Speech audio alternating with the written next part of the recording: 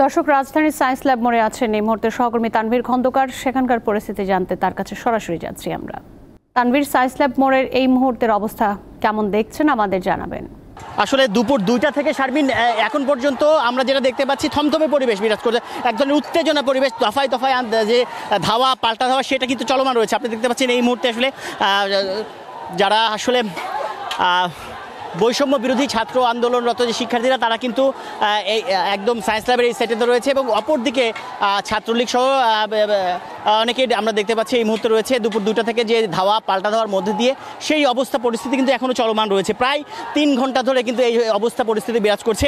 এখানকার মানুষের এলাকায় একটি থমথমে অবস্থা বলা যাবে না, এক ধরনের আতঙ্ক বিরাজ করছে মানুষের মধ্যে, কিন্তু আতঙ্ক তৈরি হয়েছে যে তারা আসলে এই এলাকায় পরিস্থিতি নিয়ে তাদের মধ্যে আতঙ্ক তৈরি হয়েছে। এবং দেখেন একটু পরপরই কিন্তু এরকম ধাওয়া পাল্টা দেওয়া হচ্ছে, মানে কখনো ছাত্রলীগ পিছু হচ্ছে, আবার কখনো কিন্তু এই সাধারণ শিক্ষার্থী যারা আসলে আন্দোলন করছে বৈষম্য বিরোধী ছাত্র আন্দোলন ব্যানারে, তারা কিন্তু আবার ধাওয়া দিচ্ছে। এভাবে কিন্তু চলছে। এখন পর্যন্ত প্রায় 13টি ককটেল বিস্ফোরণের খবর আমরা পেয়েছি এবং 3টি গুলির শব্দ আমি এখানে পেয়েছি। আসলে কোন পাশ থেকে এটা হয়েছে এটা নিশ্চিত হওয়া যায়নি। তবে একটি বিষয় আপনাদেরকে জানিয়ে রাখতে চাই যে এই যে আন্দোলন, সেই আন্দোলন কিন্তু চলছে। আপনি দেখতে পাচ্ছেন এই মুহূর্তে আমরা রয়েছি এই অবস্থার মধ্যে। সাধারণ শিক্ষার্থীরা তারা কিন্তু এই আন্দোলন করছে এবং এই আন্দোলন কখন আসলে এই আন্দোলনের শেষ হবে এটা এখনই বলা যাচ্ছে না। সাধারণ মানুষ কিন্তু এখানে আসলে এক ধরনের ভোগান্তি, এক ধরনের ভীতির মধ্যে তারা আসলে এই রাস্তা দিয়ে চলাচল করছে অনেকে। তবে বেশিরভাগ মোড়ে কিন্তু এই চলাচল বন্ধ করে দেওয়া হয়েছে এবং বন্ধ করে দেওয়ার পরে তারা কিন্তু এই আশপাশের আসলে যান চলাচল একদমই বন্ধ হয়ে গেছে, চলাচল হচ্ছে না। তবে কিছুক্ষণ আগে আমি এখানে সাধারণ শিক্ষার্থী তারা কিন্তু বিভিন্ন স্লোগানে কখনো কখনো সামনের দিকে এগিয়ে যাচ্ছে, আবার কখনো পিছিয়ে হচ্ছে। এভাবেই গত 3 ঘন্টা যাবৎ কিন্তু এই চলমান পরিস্থিতি রয়েছে। কখন শেষ হবে যেটা বলা যাচ্ছে না। এখানে আমরা একটু দূরে যদি দেখাতে চাই, আপনি দেখতে পাচ্ছেন আমার পেছনে মাসুদ দেওয়ান আমার সহকর্মী, তাকে বলবো একটু পেছনের দিকে দেখাতে যে ফুটওভার ব্রিজে কিন্তু কত মানুষ আসলে এখানে দাঁড়িয়ে এখানে রয়েছে চলাচলের জন্য, পার হওয়ার জন্য। তারা কিন্তু পার হতে পারছে না এই পরিস্থিতির মধ্যে। যদিও একটি বড় ভালো ব্যাপার হচ্ছে অ্যাম্বুলেন্স আসলে পার করে দিচ্ছে এখানকার শিক্ষার্থীরা। এটাকে ভালো দিক। তারা কিন্তু শিক্ষার্থীরা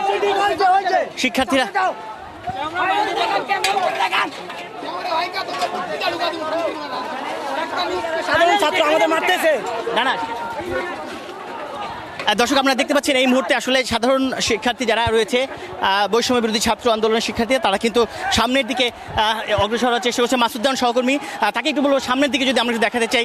আসলে ইট পাটকেল ছোড়াছুটি হচ্ছে, প্রায় 13টি ককটেল বিস্ফোরণের খবর আমরা পেয়েছি। এর মধ্যে কিন্তু এই গণমাধ্যম কর্মীরা আসলে এখানে একটি ভীতির মধ্যে, এক ধরনের শঙ্কার মধ্যে কাজ করছে কখন কার গায়ে আসলে ইট পাটকেল ছুঁড়ে পড়ে। এবং সবচেয়ে বড় ভয়কর ব্যাপার হচ্ছে আমরা যে পক্ষেই দিকেই আসলে ছবি সংগ্রহ করতে যাচ্ছি, তারা কিন্তু এক ধরনের অভিযোগ করছে আসলে ওই পক্ষের বিপরীত পক্ষে যে তাদের কর্মকাণ্ডগুলো তুলে ধরার এরকম একটি তারা অভিযোগ করছে। এই মুহূর্তের মধ্যেই কিন্তু আমরা সংবাদকর্মীরা এখানে কাজ করছি এই ভীতিকর পরিস্থিতির মধ্যেই, এক ধরনের শঙ্কার মধ্যে দিয়েই কাজ করছি। এবং এই আন্দোলন দুপুর 2টা থেকে শুরু হয়েছে, যদিও সকাল 11টায় এই ঢাকা কলেজের গেটে কিন্তু এই আন্দোলনরত শিক্ষার্থীরা জড়ো হন এবং 11টা থেকে তারা যখন জড়ো হওয়া শুরু করেন, তাদের অভিযোগ, ছাত্রদের অভিযোগ আসলে যে দুপুর 2টার দিকে ছাত্রলীগ অতর্কিত হামলা করে এবং তাদেরকে পিছিয়ে হটিয়ে দেয়। এবং যদিও ছাত্রলীগকে একইভাবে পাল্টা অভিযোগ করছে, তারা বলছে যে আসলে এই আন্দোলনে আসলে বিএনপি এবং ছাত্র শিবিরের মদত রয়েছে। এই কারণে তারা তাদের কার্যকলাপ, মুক্তিযুদ্ধ বিরোধী কার্যকলাপ যদি